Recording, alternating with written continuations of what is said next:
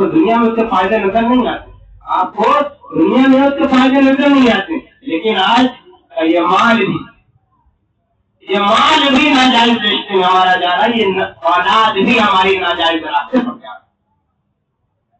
اتنے آدمی کھڑے ہو کر کے کہیں گے کہ ہم نے اپنی اولاد کی تربیت کی ہے کہ ہمارے مرنے کے بعد اگر پہلے خدا بندی ہمارے اوپر نازل ہوگا، اگر ہم جہنم میں ڈھکیل دیے جائیں گے، اللہ کے رسول ہم سے منہ پھیر لیں گے اور ہمارا ٹھکانہ جہنم ہوگا، تو ہماری یہ اولاد ہماری بخشش کی دعا مانگے گی، اس بخشش کی دعا نہیں مانگے گی، یہ مذاق اڑائے گی، یہ تمہارے یادوں کو فکر کیا کرے گی۔ ہمارے ابا ایسے ایکٹنگ کرتے، ہماری امی ایسے ایکٹنگ کرتی تھی، ایسے لڑائی ہوا، ایسے جھگڑا ہوا، آپ تو اس سے منہ موڑ لیا، ہم اس سے منہ جوڑیں گے نہیں، آپ اس کو الگ کیا، ہم اس کو ساتھ لیں گے نہیں۔ تو یہ باپ کے لیے بخشش کا ذریعہ نہیں، یہ ماں کے لیے بخشش کا ذریعہ نہیں، یہ رشتہ داروں کے لیے بخشش کا ذریعہ نہیں، یہ ان کے لیے ہر مصیبت ہم بنا رہے ہیں، کیونکہ ہمارے ماں باپ نے ہماری تربیت کی، ہمارے ماں باپ نے ہمیں اس نقش قدم پہ چلایا ہے۔ بہت زیادہ محبت ہوگی چوتھے روز، تیسرے روز، چوتھے روز قرآن خوانی، بس اس کے علاوہ کچھ نہیں۔ قرآن خوانی تو مسائل ہے نہیں، مجھے کہنے دیجیے، یہ رسول پاک صلی اللہ علیہ وسلم کے زمانے میں جب کسی صحابی کا انتقال، کوئی مائی کا لال ایک مثال نہیں دے سکتا ہے کہ کسی صحابی کے انتقال پر مان لے کہ لوگوں کو جمع کیا ہوا قرآن خوانی کروایا ہو، بلکہ خود سے دعا فرمایا کرتے تھے، ٹھیک ہے، خود سے دعا کیا کرتے تھے۔ یہ رسمی چیزیں ہیں، یہ عملی چیزیں نہیں ہیں، کوئی مر جائے اس کے نام سے قرآن خوانی کروا دو، یہ رسمی چیزیں ہیں، یہ عملی چیزیں نہیں ہیں۔ عملی چیزیں یہ ہے کہ تم نماز پڑھو، ماں باپ کے لیے دعا کرو، تم قرآن کی تلاوت کرو، ماں باپ کے لیے دعا کرو، صدقہ خیرات کرو، ماں باپ کے لیے دعا کرو، ماں باپ کے قبر پر زیارت کے لیے جایا کرو، وہاں دعا کیا کرو۔ وہاں سے مسائل ہوتے تمہیں دنیا میں نظر نہیں آتے، تمہیں دنیا میں نظر نہیں آتے ہیں، لیکن آخرت میں یہی بھلائی کا کام، یہی دعا آخرت میں فائدہ پہنچاتا ہے۔ تو میرے دوست اور بزرگوں، تو آج کی ضرورت یہ ہے کہ دو چیزوں کو ہم نے ناجائز راستے پر لا دیا، غلط راستے پر لا دیا، ہم اس کی اصلاح نہیں کرتے۔ ایک ہم محنت مشقت سے مال کماتے ہیں، لیکن مال کو اللہ کے راستے میں نہیں کرتے، اللہ کے راستے میں مال کو نہیں خرچ کرتے، سکون اس مال سے ختم ہوتا ہے۔ اللہ تعالیٰ اس مال کا قیامت کے روز بڑے زبردست طریقے سے وَمَن يَعْمَلْ مِثْقَالَ ذَرَّةٍ خَيْرًا يَرَهُ وَمَن يَعْمَلْ مِثْقَالَ ذَرَّةٍ شَرًّا يَرَهُ۔ کہ قیامت کے روز کچھ ایسے بعض مقامات ہوں گے، بعض چیزیں ہوں گی، بعض فعل ہوگا، بعض عمل ہوگا، کچھ ایسے وقت ہوں گے جس کا اللہ تعالیٰ بڑی سخت طریقے سے اس کا حساب لے گا۔ تو مالداری بڑی چیز ہے، لیکن پیٹ بھر کے اللہ تعالیٰ مالداری کا بھی حساب لے گا کہ کہاں سے کمائی۔ آگ اس پیٹ میں جو ہے نا، جو مال آ رہا ہے اس پیٹ میں، وہ آگ بنا دیا جائے گا، آگ کھل رہا ہے، وہ پیٹ میں گندگی جا رہی ہے، آگ جا رہا ہے، خبر ہم کو نہیں۔ تو ہمیشہ یاد رکھیے کہ دو چیز انسان اپنی زندگی میں کرے، وقت آتی ہے، یہ دو سب سے بڑا سبب ہے۔ یہ اپنے مال سے کچھ کام ایسا کر کے جائے، کچھ کام ایسا کرا تو ہمارا ایمان جام بہترین ایمان ہے کہ مسجد کے بغل میں اگر ہمارا زمین ہو تو مسجد کو زمین نہیں دیتا، مسجد کی زمین قبضہ کرے۔ اگر مسلمان ہے ہمارا ایمان ہے، بہت ساری ایسی جگہ قبرستان کی زمین کو مسلمان قبضہ کر کے بیٹھا ہوا ہے بنا کے، اور اپنے طاقت کا نشہ یہ ہے، اپنے طاقت کا نشہ یہ ہے کہ اللہ کے رسول سرکار دو عالم صلی اللہ علیہ وسلم نے ارشاد فرمایا کہ جو ایک بالغ اگر کوئی کسی کی زمین کو قبضہ کیا تو اللہ تعالیٰ اس زمین کو آگ بنا دے گا، اور ساتھ کا زمین تک جو اللہ تعالیٰ اس کو طاقت کے نشے میں چھوئے، بدماشی اور حرم پنی میں چھوئے کہ اپنی طاقت ہے، کوئی مال کا نام بولے گا، اس سے زمین قبضہ کرے، اپنا 1 انچ دینے کی سوال کو چھوڑ دیجیے، 1 انچ اپنی زمین دینے کا سوال کو چھوڑ دیجیے۔ آج زیادہ تر لوگ ہمارے معاشرے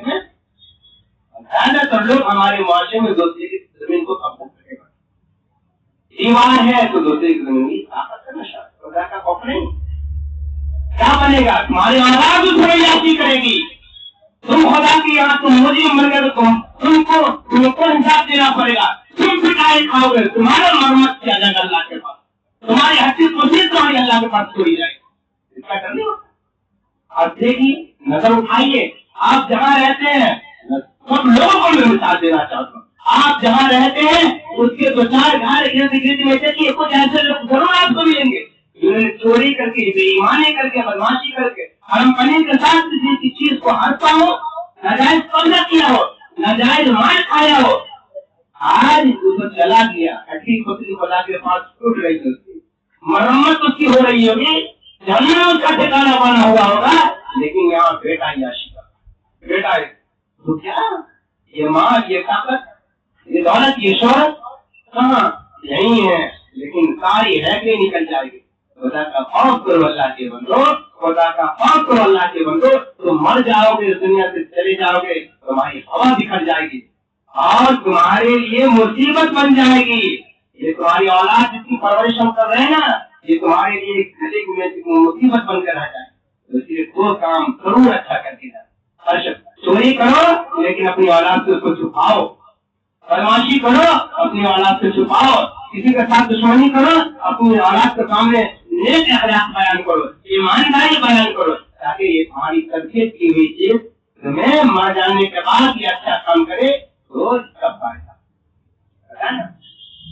ये अगर किसी ने दुनिया में अगर अपनी औलाद की ईमानदारी के साथ अल्लाह के लिए अगर किसी ने ईमानदारी के साथ तरबियत की है, तो उसको दीन सिखाया है, अगर वो बिस्मिल्लाह पढ़ता है, अल्लाह कहता है, तो उसके माँ बाप को, उसके सरपरस्तों को कयामत के दिन या मरने के बाद अल्लाह ताला फरिश्तों से कह रहा है, फरिश्ते ठहर जाना, उसको सख्ती न कर, उसको आग में न डाल, आग से निकाल, क्योंकि उसने दुनिया में ऐसा जखीरा चोरी करके चला आया है, उसने ऐसा जखीरा को दुनिया में छोड़ा है जो उसके लिए निजात का जरिया। बिस्मिल्लाहिर्रहमानिर्रहीम, जो उसकी तरबियत की हुई चीज, उसके पीछे छोड़ी हुई चीज कह रही है कि अल्लाह बड़ा रहीम है। तो हमारी शान ये है, अल्लाह कहता है कि हमारी शान ये है कि अपने रहीमी का मुज़ाकरा दिखाए, अपने रहीमी का करम नवाजी करे। मेरे दोस्त और बुजुर्गों, दो चीजों से फायदा हमें देना है, तरबियत हमें देनी है, ताकि हम खुदा के यहाँ मतलब कुछ छोटी सारे लोग अपनी सीख कमाए। बाद में आप सीखिएगा शहादत क्या चीज है, बाद में सीखिएगा। ऐसा सीख करके क्या होगा? कुछ अरे हराम हलाल खाने की तमीज तो सीख लीजिए, अपनी औलाद की तरबियत कैसे की जाती है पहले इसको सीख लीजिए, बाद में जिक्र शहादत सीखिएगा, बाद में ढोल बजाना सीखिएगा। और देखिए, दीन से दीन दूरी कलाकारी करती है ढोल बजाने का।